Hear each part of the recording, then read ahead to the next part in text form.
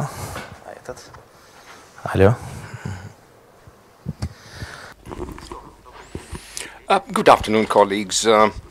Thank you for coming, even in this bad weather. Our today's meeting is dedicated to PPP and the contract between the European Bank for Reconstruction and Development and the Ministry of Infrastructure of Ukraine. The participation of the other contractors like IFC and the other stakeholders in preparing the projects of the renovation of the ports of Olbia and another port. I will not protract this presentation of mine. Let me give the floor to Minister Omelian, the Minister of Infrastructure of Ukraine. Yes, indeed, it is a big success for both the country and for the ministry. Let me explain you why, because we oftentimes explain how much we do to find the investors, but we sometimes forget it that we need to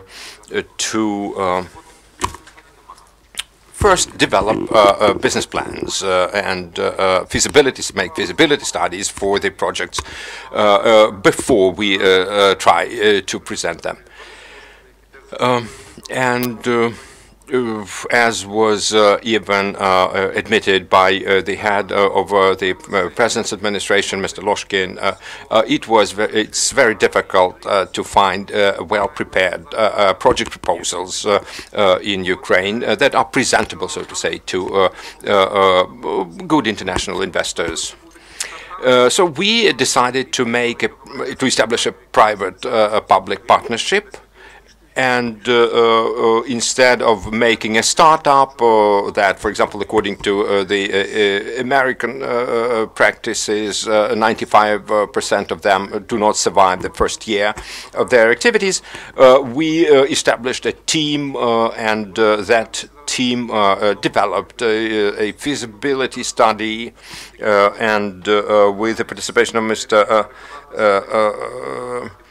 Boichuk, I think, they need now to convince the investors to start negotiating and finding, financing for these projects. And Hudson Port's application is a good example of intense discussions around similar projects, but we have chosen 3 pilot projects, and we need now to convince also the Ukrainian stakeholders that the big international companies, that may invest in these pilot projects, they are not going to pay kickbacks, bribes, and they are used to feel themselves comfortably in the countries where they invest. And so here we have a number of bright young people, the representatives of the administration of the seaports of Ukraine, Port Kherson and Olbia port, and the ferry facility at the port of Chernomorsk. I hope very much that proceeding from different junctures, we will be able to complete the feasibility study for these 3 port projects, and with the help of the EBRD, hopefully some financing will be found. And I hope that proceeding from these junctures, we will all meet at one juncture at which there will be a law on concessions adopted, and by that time we need to be ready with the feasibility studies for these pilot projects. So I'm glad that we thought a little bit one step in advance, and so let me wish every one of you a success. I'm aware of the Minister's busy schedule, so if anyone has any questions to the Minister, let us ask them now, and then the Minister will be able to leave having answered the questions. But there was a discussion of the objects for the companies, sea transportation companies like cargo shipment companies. Are they going to be excluded if they are in the public property from the list of the companies that are not cannot be subjected to privatization? We are going to use the concessions for the ports of Chernomorsk and Yuzhny. We have already in mind 3 large potential investors, and 2 more ports, Olbia and Kherson. These would probably remain in the public property, for which the ministry is trying to find the investors, as I have already told you. All the other objects of seafaring infrastructure can be privatized, in my opinion.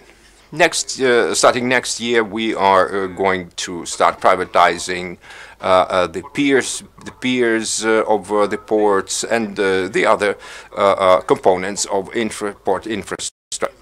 We would like to test first this mechanism of privatization, and after that, for example, when we have large shipments of important cargo, like this year it's coal, we will be able to operate effectively and efficiently, and avoid, for example, the situation similar to that of Georgia, where they privatized all the ports.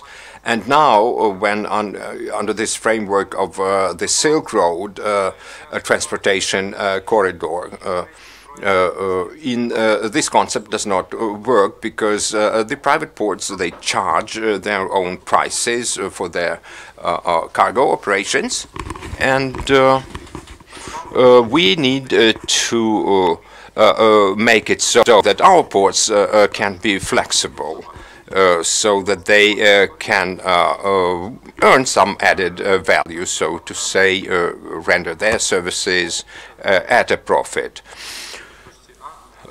Because in the end, it's all these transportation and shipping operations. The focus of those operations are the cargo itself. It needs to be transported from point A to point B. Any more questions to the Minister? Thank you, Mr. Minister. And the next question is to you, as you are one of the close colleagues of the Minister. What is your view on how successful you were in implementing your vision of this concession policy? Thank you for your question. I appreciate this opportunity to discuss the private-public partnerships, especially in the infrastructural sector. It is very important for all the businesses in this sector. Let me start by summarizing what we started doing a year ago. Last summer, there were a number of discussions and arguments about whether it would be possible to establish a really independent office capable of pursuing the projects with the use of PPP, public-private partnerships. In the end, I might say that we have such an office that is successfully pursuing the projects in our sector. Why do we needed that? Why did we need that? It has already been mentioned that this issue of privatization of publicly owned companies, cargo companies and transportation companies that do loading, reloading, unloading operations in the ports of Ukraine. Their privatization has been in the center of, in the heart of controversy. Our view is that the companies that operate, that perform these operations, they need to remain in public property as they are of strategic importance to the transportation sector, transport sector of Ukraine. As we can see, these public companies' share in the overall turnover of the cargo is decreasing because of the appearance and development of private companies, cargo companies. And as the ministry, we have been using for some time already the letting operation. We let the different components of infrastructure. But this letting or rent policy was not absolutely clear, totally clear to our customers and to the stakeholders. So we decided to employ such an instrument as a concession. So we started moving from the rent instrument to the concession instrument. We decided to identify first, or to develop first, three pilot projects. The first is the Olvia seaport. It's practically owned by the company of the same name, Olvia, and then it's the ferry point or port at Chernomorsk. We have already the bill on the concessions. I hope that it will be adopted by the parliament soon, by the Verkhovna Rada of Ukraine, and by the middle of next year we'll have two feasibility studies for these two ports ready, and after that, having that act already adopted on the possibility of concessions, I hope that we will be ready to fulfill these projects. And with the help of the World Bank, the IFC, the European Bank of Reconstruction and Development, thanks to the assistance of the Enterprise Foundation, we hope that we will be able to employ public instruments, these public policy instruments, more effectively and more efficiently. Can you tell us more in detail about the contract that you signed with the EBRD and with this concessions component envisaged as a part practically of the implementation of this contract? Yes, well, I think that it was a good idea, and we hope that these the concessions could be implemented as an instrument, efficient instrument, by the government effectively and efficiently, and as we can see from the bill itself on the concessions, it covers the options of using the basins of the ports and some components of the infrastructure. And it also describes how private capital could be employed. In London last year, last summer, we signed a contract with the EBRD. It was also done with the assistance of our private public partnership office and the Ministry of Infrastructure. It provides for the development of feasibility studies for each of these three pilot projects, after which in which the administration of the seaports of Ukraine is a guarantor of these feasibility studies implementation, for which the EBRD provided a grant. And then there will be concession tenders or bids.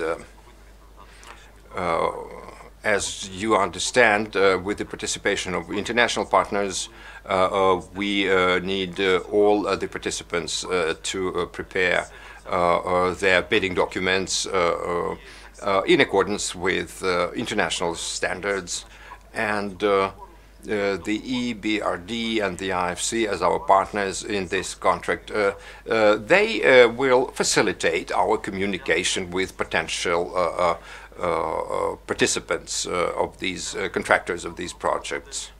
So we hope that the crux, so to say, of the implementation of this contract will be the finding of potential investors, so that by the end of next year we can have the tenders as it is done in the other developed countries.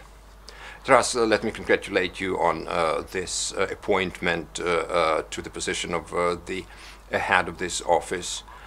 You take over from Mr. Gusev, who practically established this office, selected a good team, and you are now in charge with having this office already functioning. So what are your views of the office? What are the timelines for your subsequent work? Yeah, I wanted myself to thank Mr. Gusev for his work, for the work that has already been done, and our work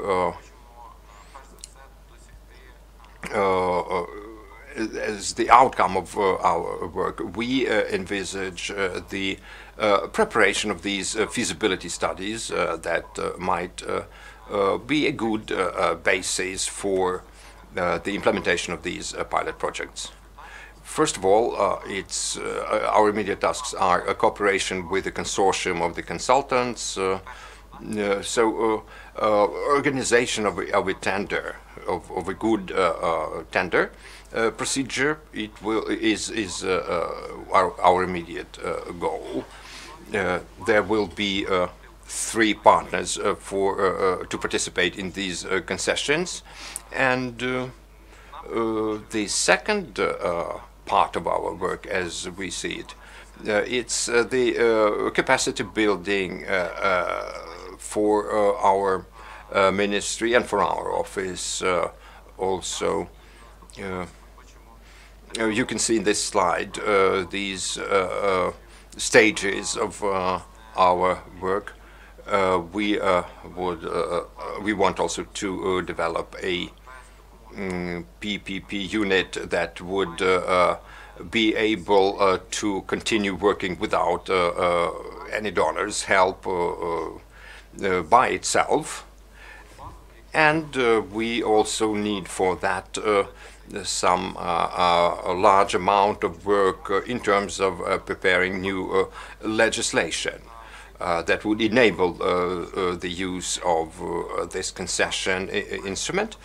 And we aim at creating, so to say, a pipeline of projects. Therefore, we need this institutional capacity building in terms of improvement of our office's work. You can see the number of documents that have already been prepared, and the recommendations for the investors, for example, have already been drafted both in Ukrainian and in English, and in partnership with ULEAD mission, we continue working and accumulating, some good experience for the further improvement of our practices.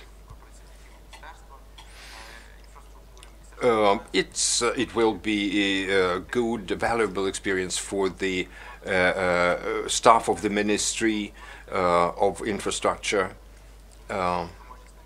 and they, in their turn, could also help with improving the efficiency of the local units of the Ministry of Infrastructure, and cooperate more successfully with the other ministries that are involved in infrastructural projects.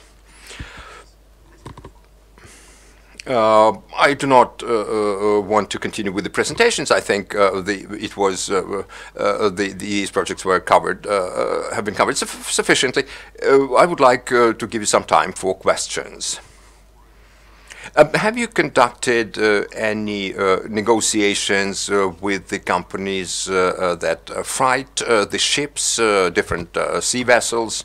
Were they willing, if such negotiations took place, were they willing to participate in Ukrainian projects? Because as we know, there are some Romanian ports like Constanța, for example, who have already been used by the other EU companies, EU countries' companies. Russia has its ports along the Black Sea. Well, I think this question is more, could be better addressed to the ministry. Well, thank you for your question. The Black Sea Shipping Company still exists, I can assure you of that, but it does not have any vessels anymore. No. But still, it works, it functions, and in implementing our ideas, we are not going to compete among, as the ports in the Ukrainian territory, we are not going to compete among ourselves, but we are going to compete, so to say, in order to win some funding from potential investors. So the more money we draw from the investors, the more competitive we become, each and every one of our ports. This is practically publicly available information. For example, if we look at different cargo operations with different types of cargo, there are 51 terminals overall. For example, the 52nd one was opened recently, in Iraq. We are only interested in the Black Sea basin. If there are any more ports that that the other countries would like to construct and how they use the existing ports, it's up to them. We our desire is to attract, to draw more cargo.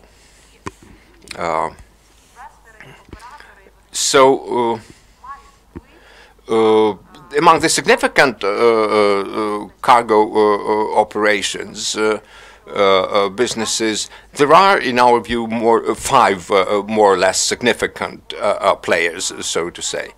And with creating more competitive capacity for our ports, improving the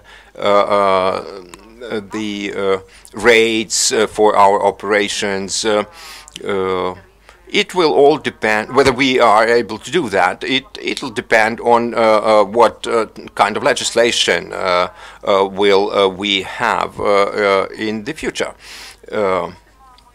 How, for example, these options of concessions are described or rather prescribed in the new legislative acts. Maybe Mr. Volodymyr would like to add anything. Well, I fully support what Ms. Nadiya Alexandrovna said. We already have here in Ukraine the container cargo operator. It's a company from Hamburg, from Germany. It has been in Ukrainian market for the last 10 years. Also in Odessa, we also have a MCGM world or international, large international company. They have their container operator. Hutchison Ports, Hong Kong port operator. They have displayed their interest towards Ukraine. When we discuss this competition, so to say, in the Black Sea area, we must bear in mind that around 80% of the cargo processed at Ukrainian ports, it's the exported cargo. Only around 10% it's imports, and we, by pursuing our ideas that we have already described, we want to also help, for example, Ukrainian agricultural sector, the metallurgy and metal processing companies, Ukrainian steel companies, help. We want to help them too, and at different ports like at Yuzhny, where they have the so-called T terminal, we want we have a number of facilities that are already available and fully operational, but only when Ukrainian economy starts growing again, they can be better employed and used. This is also valid for the container cargo, for even the large containers, 26 inches containers. Is feed containers. What's the purpose of increasing the capacities here when there is, you have mentioned yourself that there is already a number of operators functioning, working successfully here? Wouldn't it weaken the positions of everyone operating in the Black Sea area? Well, looking at the practices of international practices of cargo, shipment, all types of operations, loading, unloading, and so on and so forth, we can say that we are aiming at, leaving the role of a landlord to the seaport administration of Ukraine, at the same time unloading, so to say, as many operations as possible to the private companies.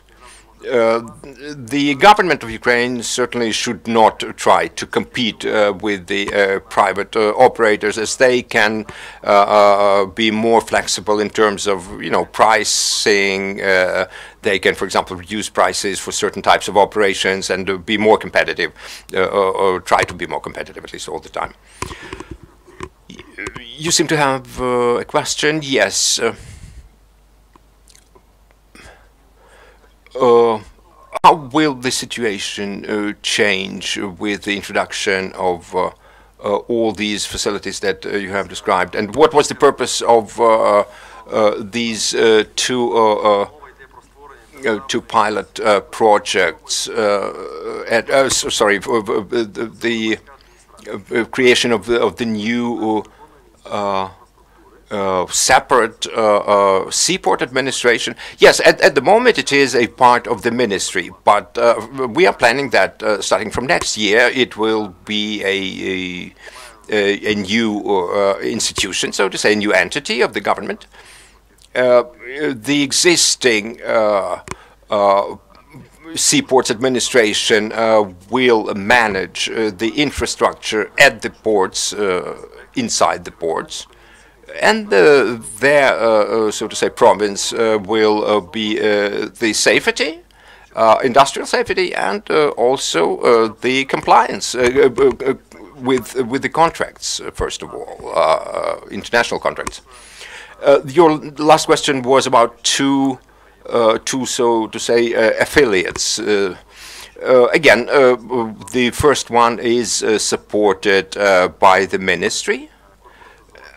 And the enterprises, cargo processing enterprises that we have, we would like to corporatize them, so to say, to turn them into corporations, similar to the Ukrainian mail, as was done recently, and by the other transportation entities in Ukraine, and also the service of tagging and guidance operations inside the ports. It should be privatized, we hope, as a separate commercial entity. By doing that, we would like to avoid, this conflict of interests.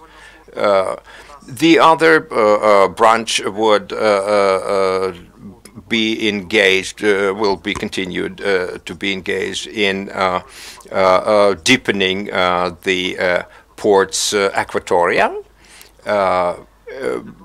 like it's organized already in Nikolaev and some other ports.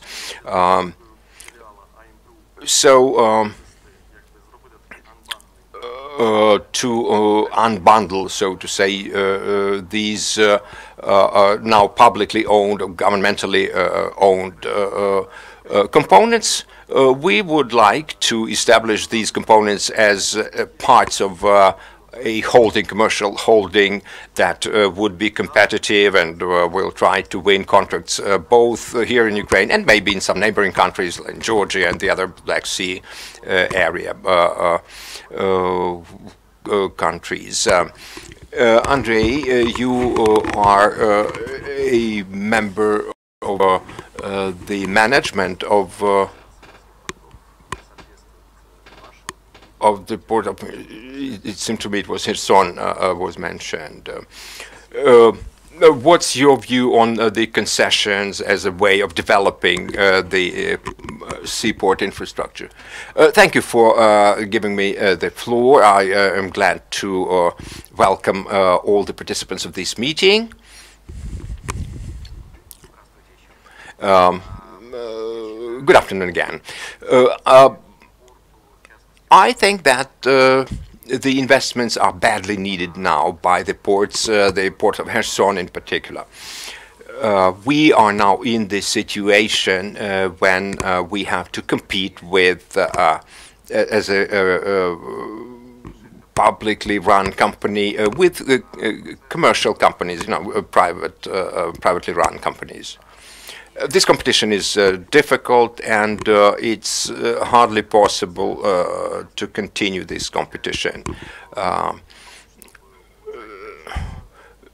This competition should go along the lines of the improvement of quality of services, but that in turn requires new technologies, new equipment. We have to compete against the specialized terminals for cargo processing, and practically we are unable to compete for a long time with specialized private companies. And my vision, it was that it was valid when I came to this position of the director of this port, and I'm of the same opinion now that the investments are needed in order that the infrastructure is improved, that we keep our share of the market, and it's a must. That's what we need to make happen. As far as the forms of the improvements that we need are concerned, we have analyzed already the ways of drawing the investments into our assets as publicly run government, as the assets run by the government, and a concession was chosen practically as the best option available. I think that this option is probably the most efficient, and I am one of the proponents of the concessions as an instrument, because as a director of the whole port, I see it very clearly that it's very difficult for us to compete with private companies whose fares are at a level of our costs, so to say. Their prices are at the level of our costs. So we certainly cannot compete with them.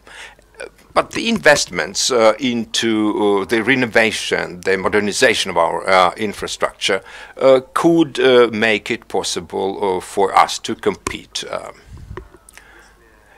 Your bracelet even seems to be very professionally oriented, so to say. Are you going to award the other members of the office with these bracelets? Have you got any more questions, dear colleagues? If not, I wish you all a very good day. And